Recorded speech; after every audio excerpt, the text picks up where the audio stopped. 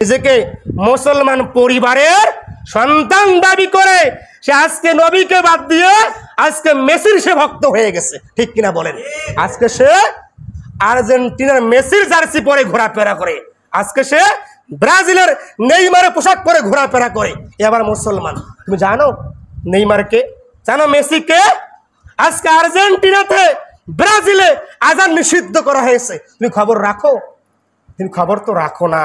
আজকে যখন গোটা বিশ্বের আমার ফিলিস্তিন শহরে মুসলমান মা এবং ভাইরা দিনের পর দিন আঘাতপ্রাপ্ত হচ্ছে, রক্তাক্ত হচ্ছে, মারা যাচ্ছে, ওই সময় আপনার আর্জেন্টিনাতে এবং ব্রাজিলে উল্লাস করছে, দেখেননি আপনারা? আর আজকে তুমি মুসলমান ঘরের সন্তান হয়ে তুমি মেসির জার্সি পরে ঘোরাফেরা করো, তোমার লজ্জা করে না? যে ছেলেটা মেসির জার্সি পরে ঘোরা করে, যে ছেলেটা নেইমারের কাকা রোনালদোর পোশাক পরে ঘোরে, যে ছেলেটা কোনো খেলোয়াড়ের, কোনো নায়কের, কোনো গায়িকার অনুসরণ করে, আল্লাহ রাসূল বলেছেন, সুনান আবু দাউদ খুলবেন, হাদিস নাম্বার 4031, আল্লাহ রাসূল বলেছেন যে মান তাশাব্বাহা বিকওমিন ফাহুয়া মিনহুম, যে জাতি যার অনুকরণ করবে এ তার বলেই গণ্য হয়ে যাবে। বলেন নাউযুবিল্লাহ।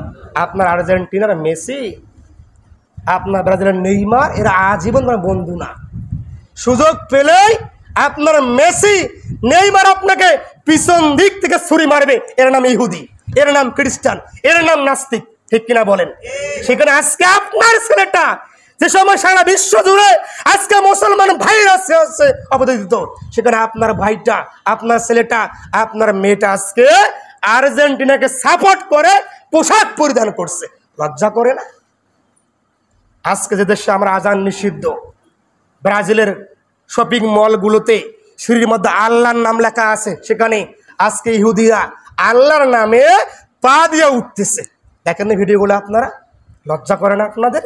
চিন্তা করেন, নিজেকে প্র্যাকটিক্স মুসলমান দাবি করি, আমার ভিতরে মুসলিমাত্ব নেই, আমার ভিতরে ইসলামিয়ত নেই, যার ফলে আজকে আমরা প্রত্যেকটা দিনে কি হচ্ছে, লাঞ্ছিত হচ্ছি।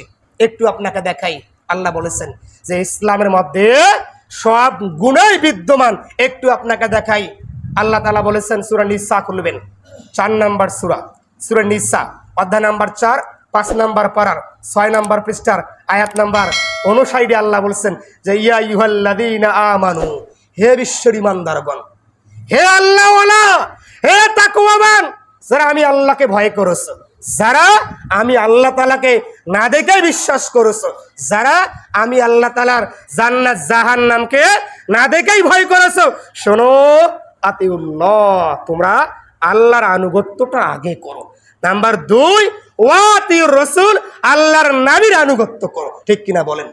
আল্লাহ আরো বলেছেন সূরা নিসা, একই সূরা, সূরা নিসা, অধ্যায় নাম্বার 4 নম্বর সূরা, 5 নম্বর পারা 10 নম্বর পৃষ্ঠার আয়াত নাম্বার 80-তে আল্লাহ বলছেন যে মাইয়াতির রাসূল ফাকাদ আতাওয়াল্লাহ, হে নবী তুমি বলে দাও, যারা আল্লাহর নবীর আনুগত্য করে, আনুগত্য কার হয়ে যায়?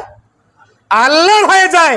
তার মানে পৃথিবীতে আল্লাহর নবীর আনুগত্য করলে আনুগত্য কার হয়ে যায়? আল্লাহর। পৃথিবীতে আল্লাহর নবীর আনুগত্য বাদ দিয়ে আর কোন খেলোয়াড়ের, আর কোন গায়কের আনুগত্য করলে আল্লাহ মান্য করা হবে? ভাই হবে? বলেন হবে না।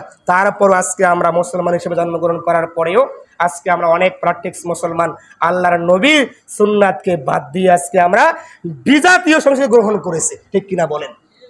এজন্য আল্লাহ বলেছেন সূরা আলী ইমরান, অধ্যায় নাম্বার 3, আয়াত নাম্বার 31, আল্লাহ বলেছেন যে কুল ইন কুনতুম তুহিব্বুনাল্লাহ ফাত্তাবিউনি, হে মুহাম্মদ আপনি বলেন যে মানুষগুলো আমি আল্লাহর ভালোবাসা, আমি আল্লাহর সান্নিধ্য, আমি আল্লাহর জান্নাত চাই, তার আগে মুহাম্মদ নবীকে ভালোবাসে, ঠিক কিনা বলেন?